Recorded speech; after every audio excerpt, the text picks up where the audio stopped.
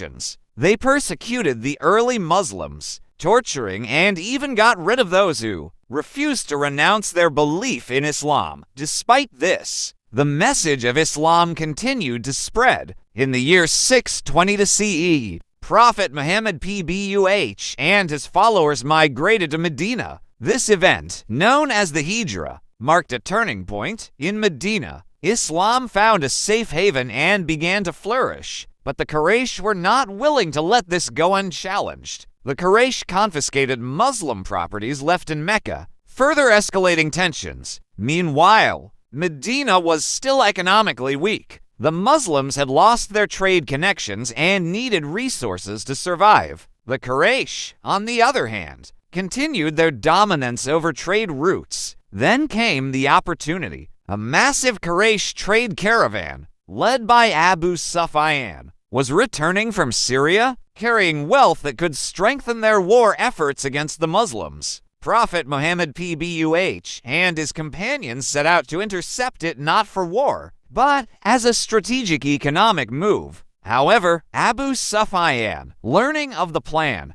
took a different route and sent a message to Mecca for reinforcements. The Quraysh gathered a 1,000-strong army, equipped with horses and camels, and marched towards Badr, determined to crush the Muslims once and for all. Meanwhile, Prophet Muhammad PBUH assembled his forces, only 313 men, with limited weapons, 2 horses, and 70 camels. Outnumbered nearly 3 to 1, the Muslims put their trust in Allah. The morning of the 17th of Ramadan, 624 CE, the two forces stood face to face. Before the battle began, 3 warriors from each side stepped forward for a duel. The Muslims sent their finest Ali ibn Abi Talib, Hamza ibn Abdul Muttalib, and Ubaidah ibn al-Harith. The duels ended with a clear victory for the Muslims. As the battle began, the Muslims fought with unmatched courage. According to Islamic tradition, Allah sent down angels to support the believers, striking fear into the hearts of the Quraysh. Despite their numbers, the Quraysh ranks began to break. Many of their leaders, including Abu Jahl, Utbah ibn Rabi'ah, and Umayyah ibn Khalaf, were slain. The battle was over. The Muslims had achieved a miraculous victory. The Quraysh suffered 70 casualties and had another 70 taken captive. The Muslims lost only 14 men. This victory at Badr shattered the myth of Quraysh's invincibility and established Islam as a formidable force in Arabia.